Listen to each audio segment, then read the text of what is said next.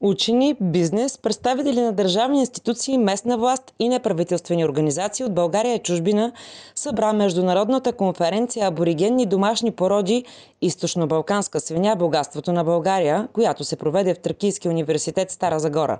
Всички заедно си поставиха една обща цел – спасяването на една ценна българска порода. Нашия университет е изследователски университет, широко скроен, широкомащабен, мултидисциплинарен, интернационален. Ние подготвихме този форум да дадем един по-широк поглед върху използването на генофонда не само на тая свиня, но изобщо на аборигенните породи. И тук виждам, че има доклади, които ще обхванат една част от тематиката. Това е тематиката за продоволствената сигурност. Искам да ви информирам, че от месец май Тракийския университет има още една структура в неговото голямо семейство. Това е Института за продоволствена сигурност. Така че това е една порода и не само тя. Други аборигенни породи, които са част и ще бъдат все по-голяма част и по-важни за осигуряването на продоволствието.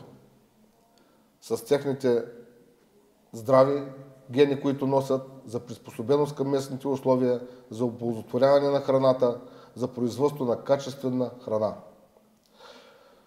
Втората посока е превенция на климатичните промени.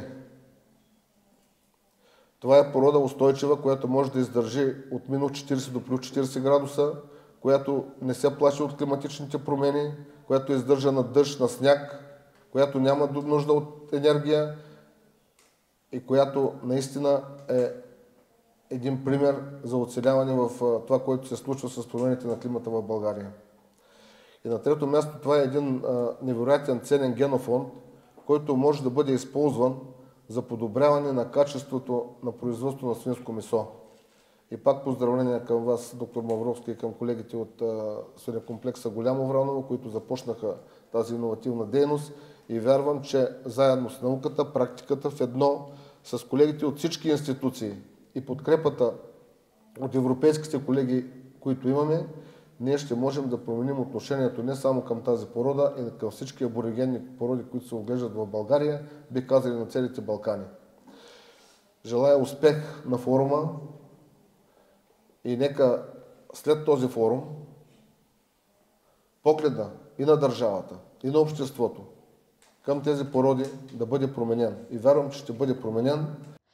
20 говорители от различни държави и институции се включиха с презентации и клипове в основните теми на конференцията: източно-балканска свиня, преглед история, текуща ситуация, исторически маршрути на източно-балканската свиня, действителна размножителна популация, текущо местоположение и тенденции в размножаването, развъждане, хранене, отглеждане и наблюдение, последни тенденции, технологии и напредък на системата, здраве, безопасност и сигурност, иновации и нови подходи към източно-балканската свиня.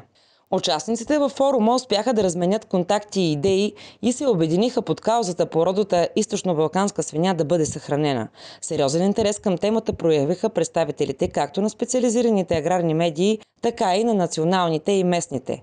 След научната част, ръководният екип на конференцията, начело с заместник-ректора по научната и международна дейност, доцент Дарина Заимова, беше подготвил фолклорен поздрав и дегустация на месо за гостите.